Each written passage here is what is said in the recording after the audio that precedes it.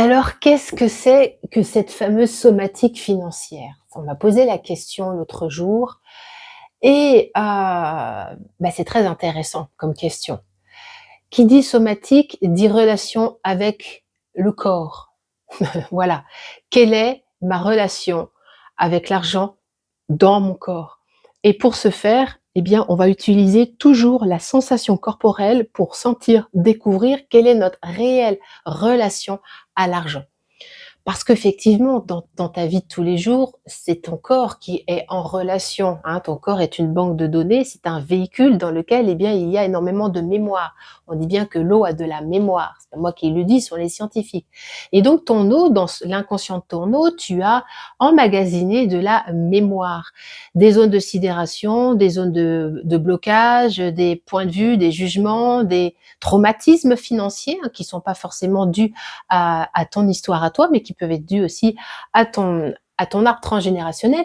Et œuvrer dans la somatique financière, c'est se servir de ce média qu'est l'argent pour aller à sa rencontre et surtout aller à la rencontre de l'argent. Comment je vis dans mon corps l'argent?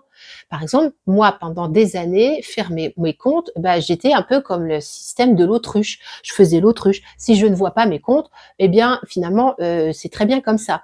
Donc, il y avait une forme de sidération financière, une anorexie financière où finalement je n'avais même pas capté que, eh bien, je pouvais être en lien avec l'argent. Je dépendais vraiment énormément de mon environnement pour manifester de l'argent. Bon, évidemment, j'ai bien cheminé depuis, mais l'idée, ça va être de comprendre, par exemple, qu'est-ce qui fait que dans ton corps, tu es sidéré avec l'argent ou au contraire, pourquoi tu te sers de l'argent dans ton corps, eh bien, pour prétendre que l'argent va te rendre libre ou te mettre en sécurité.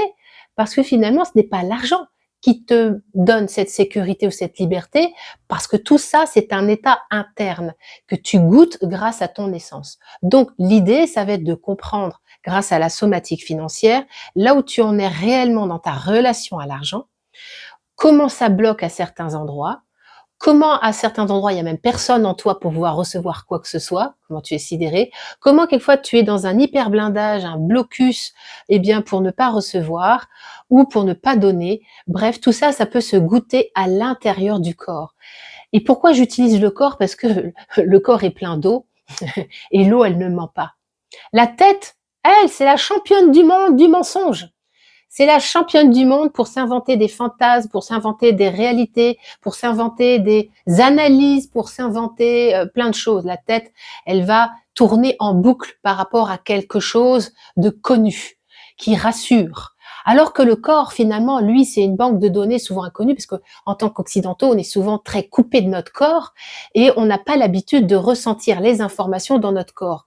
Donc, on a un corps qui est souvent un pôle très négatif, hein, c'est-à-dire que quand je dis pôle négatif, ça veut dire que c'est inconnu. Notre trait est très connu, c'est positif, d'accord? On connaît, c'est visible. Enfin, voilà, il y a quelque chose on maîtrise notre monde grâce à notre cerveau, mais notre corps, c'est un peu comme une espèce d'entité un peu à part pour certains. Donc j'appelle ça une entité négative. Et l'idée, c'est de comprendre que c'est cette entité dite négative qui est dans cet inconscient, hein, l'inconscient est caché, d'accord, on ne le sait pas. Donc cette vibration de l'inconscient n'a qu'une envie, c'est rentrer en connaissance et en conscience avec toi. Et l'argent peut être vraiment un média de révélation pour comprendre quelles sont tes stratégies de fuite, d'évitement, d'attaque, enfin bref, toutes tes stratégies finalement de survie. Et l'idée, ça va pas être de condamner cela, hein, parce que finalement, tout cela, c'est juste des stratégies que l'on a mis en place pour survivre face à cette énergie qu'est l'argent. L'idée, ça va être d'accueillir cela et de mettre tout de suite de la sécurité. On va mettre de la sécurité sur ces espaces qui se sont peut-être sentis insécures à certains moments donnés, soit de notre existence, soit celle de notre arbre transgénérationnel, soit sur d'autres dimensions, peu importe lesquelles. Voilà, l'idée, c'est d'accueillir. Accueillir la forme, accueillir la sensation, accueillir l'information comme étant juste une information qui n'a plus besoin d'agir dans l'inconscient de notre eau, mais qui, lorsqu'elle est libérée, eh bien finalement, peut transformer toute notre façon de penser et donc d'agir et donc de vivre. Voilà ce que c'est que la somatique financière. Alors si tu veux en savoir plus, je t'invite peut-être, poser des questions, juste sous cette vidéo. Je ferai, tout ce que je peux pour répondre au plus juste. Je propose, du présentiel avec la somatique financière et puis également, la trilogie du vivant, un programme d'accompagnement dans lequel, la somatique financière fait partie de l'accompagnement. Voilà, c'était Karine Morer, facilitatrice de conscience et mentor.